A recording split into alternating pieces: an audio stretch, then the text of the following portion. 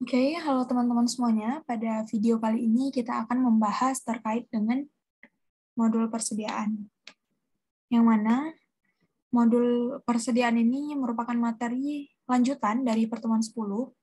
Ini tapi TM 11-nya, yang ke-11. Nah, jadi di materi Sistem Informasi Akuntansi Pemerintah atau SIAP. Oke, ini dia landasan hukum terkait dengan materi yang akan kita belajar. Nah, jadi terkait dengan persediaan ini kan dia salah satu bagian dari aset ya. Jadi gimana sih sebenarnya kebijakan akuntansinya gitu. Kalau kita bicara akuntansi, itu otomatis ada pengakuannya kapan, pengukurannya, dan juga pengungkapannya. Oke, kita mulai dari pengakuan. Nah, di sini kita kapan sih mengakui persediaan itu gitu. Yang pertama ada pada saat kalau persediaan itu yang dipunyai pemerintah ada potensi manfaat ekonomi di masa depan gitu. Nah, di saat itulah kita mengakui adanya persediaan. Atau dia itu mempunyai nilai yang bisa diukur dengan andal. Nah, jadi misal kita tahu ada suatu persediaan, kita tahu dapat diukur nilainya itu 10 juta. Ya udah saat itu kita mengakui persediaan gitu kan. Nah, ketika dia dapat diukur dengan andal. Terus kapan lagi? Ketika persediaan ini diterima atau hak kepemilikannya atau kepenguasaannya itu berpindah. Jadi misal pertama di toko A gitu kan, di toko A ada jual persediaan. Terus kita beli gitu kan. Berarti waktu si pemerintah ini beli, ini kan jadi hak pemerintah. Nah, di saat itu bisa diakui persediaan, bisa dicatat gitu. Kalau dicatat kan otomatis jadi masuk ke neraca. Itu. Terus kapan lagi? Ketika di akhir periode akuntansi, persediaan dicatat berdasarkan hasil inventarisasi fisiknya. Jadi kalau teman-teman ingat dulu tuh kan, misal kita cara mencatat persediaan ini ada periodik sama perpetual kan. Anggaplah kita mencatatnya itu perpetual. Jadi setiap misalnya ada saldo awal inventory itu berapa? 100. Terus nanti kan dia di selama 12 bulan dari Januari sampai Desember itu kan persediaan itu ada yang keluar tuh karena terpakai gitu kan. Ataupun ada yang masuk karena baru dibeli gitu. Jadi ada transaksi-transaksi terkait dengan persediaan di sini. Nah, nanti tiba-tiba kita kan nyatet nih, setiap transaksi kita nyatet. Tapi pas waktu kita di akhir tahun, di bulan Desember, kita nyatet, ternyata misalnya kita catatnya 150. Ternyata yang benar-benar ada di gudang, itu persediaannya cuma 130, gitu kan. Beda nih pencatatannya. Nah, dalam hal beda gini, nanti periode akuntansi yang dipakai adalah yang dicatat sesuai dengan yang ada di gudangnya, sesuai dengan bukti fisiknya. Gitu. Nah, kalau emang ada beda gini, ini nanti yang namanya ada koreksi-koreksi gitu, teman-teman. Oke, terus gimana dia diukur? Berapa nilai yang harus ditaruh di persediaan itu? Kan kalau misalnya kita lihat neraca, anggaplah nih neraca, terus ada aset tetap, ada aset gitu ya, bagian aset, ada aset lancar, terus ada aset tidak lancar gitu-gitu kan. Nah, di aset lancarnya kan nanti ada persediaan. Nah, nilai persediaan ini berapa? Nah, inilah kita berapa sih nilai ini yang diukur gitu, dengan apa gitu. Nilai persediaan itu diukur dengan biaya perolehannya jika dia itu, kalau misalnya dibeli gitu kan, kalau kita beli persediaan itu berarti dengan harga belinya. Tapi kalau misalnya persediaan itu kita produksi sendiri, buat sendiri berarti dengan harga pokok produksinya itu yang jadi nilai persediaannya. Kalau ada cara lain gitu, selain kita beli, selain kita produksi sendiri, selain dua ini, kita dapat persediaan gitu kan. Dengan cara apa? Misalnya karena ada donasi ataupun ada rampasan, berarti kita hitung nilai persediaan itu sesuai dengan nilai wajarnya. Gitu. Yang terakhir, tentang pengungkapan ini biasanya di CALK ya, catatan atas laporan keuangan. Jadi nanti persediaan ini disajikan di neraca itu sebesar nilai moneternya dan diungkapkan dalam CALK berupa kebijakan akuntansinya apa. Terus juga kalau misalnya ada penjelasan-penjelasan lebih lanjut terkait dengan persediaan gitu. Apakah persediaan ini untuk dipakai itu kan operasional atau untuk pelayanan kepada masyarakat atau dia itu sebenarnya cuma untuk dijual dan diserahkan kepada masyarakat gitu. Oke, next kita masuk ke BMN. Barang milik negara.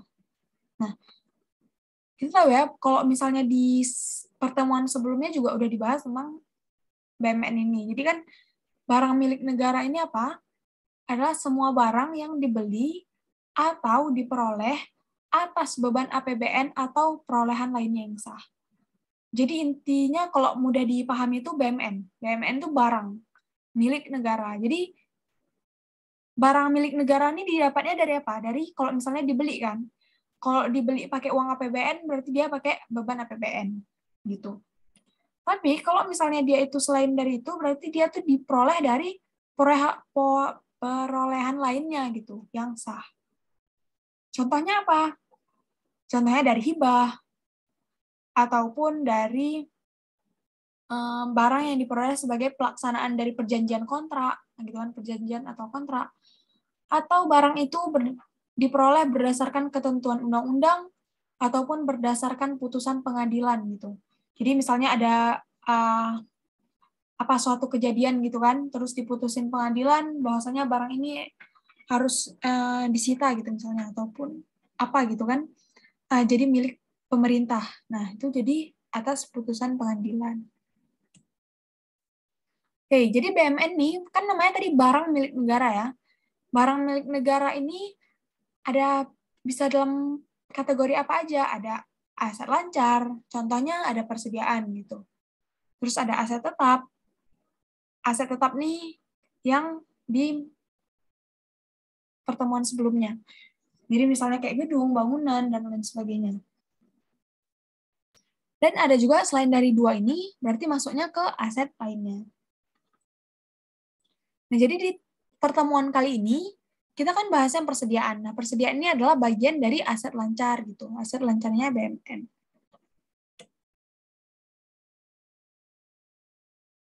Nah, persediaan, ini ya, aset adalah aset lancar, ini pengertiannya ya, adalah aset lancar dalam bentuk barang atau perlengkapan yang dimaksudkan untuk mendukung kegiatan operasional pemerintah dan barang-barang yang dimaksudkan untuk dijual atau diserahkan dalam rangka pelayanan kepada masyarakat.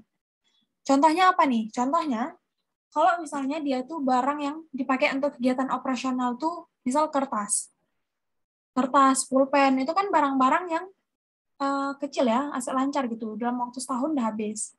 Nah, dia tuh untuk kegiatan sehari-hari gitu kan. Kan kertas itu untuk kegiatan sehari-hari pemerintah lah. Nah, tapi ada juga nih barang-barang yang dia tuh sebenarnya besar. Misal, apa ya, misalnya kapal gitu. Kapal ini kan sebenarnya dia masuk aset tetap. Tapi kalau kapal itu dimaksudkan untuk dijual ataupun kapal itu maksudnya untuk diserahkan ke masyarakat gitu kan. Itu artinya dia masuknya ke persediaan. Walaupun wujudnya sebenarnya aset tetap. Tapi kalau tujuannya untuk dijual atau ganti warna. Dijual ataupun diserahkan dalam rangka pelayanan ke masyarakat, itu berarti dia masuknya ke persediaan gitu. Jadi apa aja ada barang atau perlengkapan yang digunakan dalam rangka kegiatan operasional. Terus ada juga barang atau perlengkapan yang digunakan dalam proses produksi. Misal Indonesia mau memproduksi vaksin. Nah, nanti ada beli bahan-bahan tuh kan. Bahan-bahannya tuh misalnya apalah gitu, alkohol dan lain sebagainya. Nah, itu masuk ke dalam persediaan. Terus ada barang dalam proses produksi yang dimaksudkan untuk dijual ataupun diserahkan kepada masyarakat, dan juga barang yang disimpan untuk dijual atau diserahkan kepada masyarakat. Gitu. Nah, ruang lingkup persediaan apa aja? Ada kurang lebih ada 3. Yang pertama, barang atau perlengkapan yang digunakan sendiri dalam rangka operasional pemerintah. Contohnya apa aja? Ada barang habis pakai, yang tak habis pakai, dan juga barang bekas pakai. Kalau misalnya barang yang kedua itu ada barang yang dibeli atau dijual untuk dijual atau diserahkan kepada masyarakat. Contohnya apa? Tadi misal pemerintah beli traktor gitu ya. Apa sih yang untuk bajak sawah gitu. Nah, terus dia tuh mau dijual ataupun dia mau diserahin ke masyarakat gitu kan, mau diserahin ke petani-petani. Itu bagi pemerintah bukan nyatet sebagai aset tetap, bukan. Tapi dia nyatetnya sebagai persediaan. Gitu. Terus yang ruang lingkup ketiga, barang yang digunakan dalam proses produksi jika pemerintah memproduksi sendiri. Gitu. Jadi kalau misalnya pemerintah tadi misalnya mau produksi vaksin. Nah, misalnya perlu alkohol sebagai bahan bakunya. Nah, barang baku itu masuk ke persediaan. Terus, misalnya udah diproses nih vaksinnya kan, alkoholnya dan sebagainya macamnya. Itu tapi belum selesai vaksinnya, baru setengah jadi, itu juga masuk ke persediaan. Dan ketika udah jadi vaksin pun, dia itu masih masuk ke, waktu udah jadi barang jadi kan, dia itu masuknya tetap ke persediaan. Gitu. Oke, persediaan berdasarkan akun, ada apa aja akun-akunnya. Akun ini yang untuk dicatat di laporan keuangan gitu. Jadi ada barang konsumsi, amunisi, bahan untuk pemeliharaan, suku cadang, persediaan untuk tujuan strategis atau berjaga-jaga, pita cukai dan leges, bahan baku, barang dalam proses atau setengah jadi, tanah atau bangunan yang untuk dijual atau diserahkan kepada masyarakat. Nah ini ya, padahal tanah atau bangunan ini kan sebenarnya dia tuh aset tetap ya, aset tidak lancar, tapi karena dia itu tujuannya untuk dijual atau diserahkan ke masyarakat, jadinya dia masuk ke persediaan.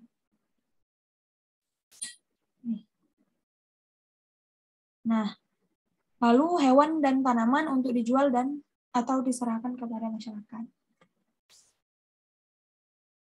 Oke, kalau misalnya siklus persediaan itu kurang lebih ya ada dua, waktu dia masuk ataupun waktu dia keluar. Kapan persediaan itu masuk? Ketika adanya pembelian. Kalau kita beli, gitu kan, misal kita nih pemerintahnya, kita pemerintah, terus di sini ada toko A. Nah, dia tuh jual persediaan.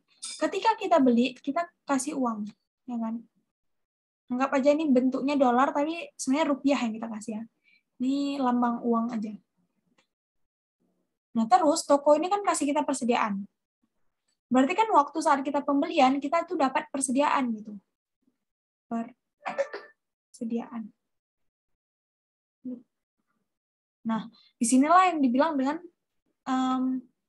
perolehan atau persediaan masuk gitu. Jadi ada masuk persediaannya. Kenapa? Karena kita membeli. Terus ketika ada hibah masuk, ketika ada orang atau satker gitu kan, tiba-tiba kasih kita persediaan gitu, dihibahin. Pemerintah gitu kan, ini ada hibah nih barang misalnya. Nah, berarti itu ada kita dapat persediaan, tapi diperolehnya dari apa? Dari hibah. Karena hibahnya itu kita dapat, berarti kan dia hibah masuk. Terus apa lagi? Kalau ada transfer masuk. Transfer masuk ini biasanya kalau transaksi antar satker. Jadi misalnya satkernya itu kita misal di Kementerian Keuangan, KK ya, Kementerian Keuangan itu kan banyak tuh satker-satkernya kan. Banyak kantor-kantor gitu. Nah, di satker Kementerian Keuangan nih ada satker A sama satker B misalnya. A sama B. Nah, sesama satker itu misalnya nanti si A ini kasih ke si B. Si B yang dapat persediaan itu dia berarti terima transfer masuk gitu. Sedangkan kalau misalnya persediaan keluar, artinya kan persediaan itu udah habis gitu kan.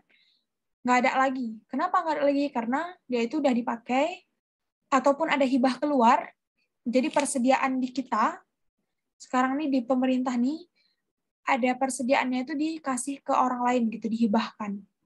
Nah, jadinya hibah keluar, ataupun transfer keluar. Kita yang kasih persediaan ke satker lain. Nah, jadi kalau misalnya ada persediaan masuk, ya itu dicatatnya apa? Berarti kan persediaan tuh saldo normalnya di mana? Debit. Berarti kita taruh persediaan di debit. Pada apa? Kalau misalnya kita beli, berarti kan dia tuh harus diregister dulu kan. Jadi kita nanti persediaan yang belum diregister misalnya.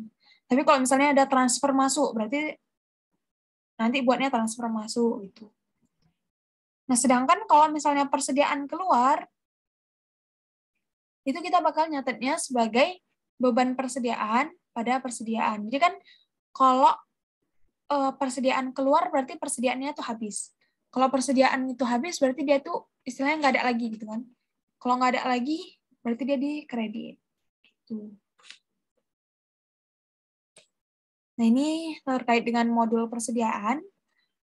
Jadi bagian dari sakti yang berfungsi untuk pencatatan transaksi barang persediaan, pembuatan jurnal transaksi, dan juga pembuatan laporan persediaan. Ruang lingkupnya apa aja? Jadi kalau kita tahu kan di semua modul, bahkan itu kan dia biasanya siklusnya tuh 1 tahun ya. Ada dari tanggal 1 sampai bulan 1 sampai bulan 12 gitu. Nah, jadi pas di awal tahun tuh ada migrasi data saldo awal dulu. Jadi misal sekarang tahun 2021 di bulan Januari. Berarti kan di bulan Januari ini angka persediaan itu pasti sama dengan bulan Desember 2020. Gitu. Jadi saldo akhir di tahun 2020 itu dimigrasi dulu untuk jadi saldo awal di 2021. Terus nanti setelah kita udah punya saldo awal, ngapain lagi? Kita setup metode. Setup metodenya apa? Kita setting, kita atur dulu. Kita mau pakai metode apa nih untuk nyatetnya? Apakah periodik? Apakah perpetual? Nah, itu kita setting dulu. Terus metode penilaiannya juga, apakah kita pakai metode FIFO ataupun pakai metode rata-rata, itu juga kita setting dulu di awal. Nah, setelah disetting metode dan sebagainya, barulah kita pencatatan referensi kode barangnya. Misal tadi, ini ya, misal untuk barang konsumsi itu kodenya berapa gitu, kode akunnya. Kayak bagian akun standarnya gitulah. Nah, jadi referensi kode barangnya. Terus mekanisme pencatatan transaksi. Kalau misalnya pencatatan transaksi itu jurnalnya kayak mana? Kalau ada persediaan masuk ataupun persediaan keluar. Ini kan biasanya transaksi itu selama setahun itu ya. Nah, terus nanti di akhir tahun tutup buku, terus dibuat laporan dan dikonsolidasikan. Outputnya apa? Nanti ada buku persediaan, laporan persediaan, dan juga laporan posisi persediaan di neraca. Ini misalnya nanti ada neraca lah, nggak aja ada aset. Terus di aset ini ada aset lancar, KL ya. Terus di sini ada persediaan. Nah, di sini dia. Itu. Persediaan. Oke, kita next. Nah, kalau misalnya ruang lingkup unit penggunanya siapa aja? Jadi, pengelolaan persediaan di unit akuntansi kuasa pengguna barang ataupun di satkernya itu disebut sebagai satker induk. Nah, tapi kalau teman-teman tahu tuh biasanya ada UPT unit pengelola teknis apa ya gitu. Nah, UPT itu dia tuh sebenarnya sebagai pembantu gitu. Jadi sebagai unit akuntansi pembantu kuasa pengguna barang. Nah, itu disebut sebagai satker pembantu. Kalau biasa kita taunya, kalau pernah dengar tuh UPT perpustakaan gitu kan, unit pengelolaan teknis nah pembantu teknis gitu. Jadi UPT itu biasanya dia sebagai UAP KPB, unit akuntansi pembantu kuasa pengguna barang. Nah, tapi ini nggak wajib gitu. Kalau misalnya ada, berarti dia tuh sebagai satker pembantu. Terus transaksi persediaan ini dapat dilakukan di UAK PB atau UAK PB jika ada, ya, jika ada. Sedangkan yang melakukan pelaporannya itu cuma yang induk aja. Tapi kalau misalnya transaksinya itu bisa jadi diinduk sama di satker pembantu. Tapi yang ngelaporin nanti cuman di induknya aja. Terus komunikasi data antar UAK PB dan UAK KPB itu udah otomatis karena penerapan single database. Jadi kan kita udah pakai sistem yang sama ya. Jadi nggak perlu lagi dari kirim atau terima data dari UAK PB ini ke UAK KPB, nggak perlu lagi. Jadi udah otomatis. Terus prosedur pengendaliannya, untuk menjaga kebenaran dan keabsahan data, jadi pengguna pada modul ini kewenangannya itu dipisahin. Jadi ada 2 peran. Ada yang sebagai operator dan juga ada yang sebagai approver. Approver ini kan namanya juga approve, dia yang menyetujui, dia tuh yang buat persetujuan gitu. Kalau operator nih kayak operator tuh kan lebih ke teknisnya ya, operator. Jadi dia sebagai perekaman transaksinya. Ngapain aja, ada setup metode, pencatatan referensi, dan lain sebagainya. Sedangkan waktu si operator ini udah rekam, nanti disetujuinya sama si approver. Dilakukan verifikasi, persetujuan, dan juga tutup buku. Oke, nah ini dia hubungan dengan modul lain. Hubungan dengan modul lain itu kalau persediaan, itu ada berhubungan dengan modul komitmen, modul administrator, aset tetap, dan juga general ledger atau pelaporan. Jadi kalau misalnya di modul komitmen, itu kan ada biasanya kalau misalnya kita mau beli persediaan gitu kan, terus kan kita pakai komitmen dulu biasanya kan. Nah terus begitu barangnya itu nyampe kan ada BAST, ya BAST atau berita acara serah terima. Jadi waktu barangnya itu kita terima, itu ada berita acara nih kalau barangnya itu udah diterima. Nah itulah yang jadi dasar pencatatan transaksi pembelian barang persediaan. Ketika ada berita acara tadi, baru boleh dicatat. Gitu. Nah, si administrator ini menyediakan data referensinya, terus nanti si persediaan ini akan dijurnal di dalam general ledger ataupun pelaporan, dan persediaannya kan masuk ke dalam aset ya. Oke. Nah, next. Gimana sih alur proses pada modul persediaan? Itu dimulai tadi setting metode, ada metode pencatatannya apa, ya kan? Misal kayak tadi tuh pakai pencatatannya periodik ataupun perpetual gitu. Terus dia itu dicatatnya penilaiannya pakai FIFO ataupun pakai rata-rata atau harga satuan terakhir, itu juga di setting dulu di awal. Nah, terus nanti ada migrasi referensi dan transaksi. Di tahun berjalan itu ada jelasnya ada transaksi masuk ataupun transaksi keluar, transfer masuk atau keluar, ada koreksi ataupun ada opname fisik gitu kan. Opname fisik ini loh pengecekan secara fisiknya gitu persediaannya. Nah, terus ini semua tuh itu disetujui dulu nanti sama approver tadi.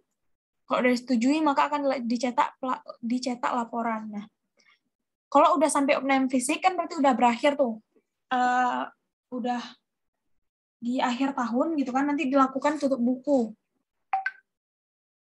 Jadilah laporan MAT ataupun modul aset tetap. Terus barulah selesai. Gimana migrasi saldo awal itu?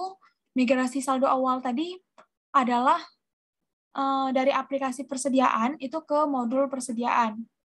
Jadi dengan pembuatan ADK. ADK ini arsip data komputer. Jadi nggak perlu bingung, ADK ini adalah kayak soft file-nya gitu loh. Kalau misalnya soft file tuh apa ya? Kayak file dalam bentuk soft, dalam bentuk kayak PDF gitu kan. Arsip data komputernya gitulah. Nah, ada ADK referensi dan juga ADK transaksi. Nah, di sini nanti akan diproses migrasi.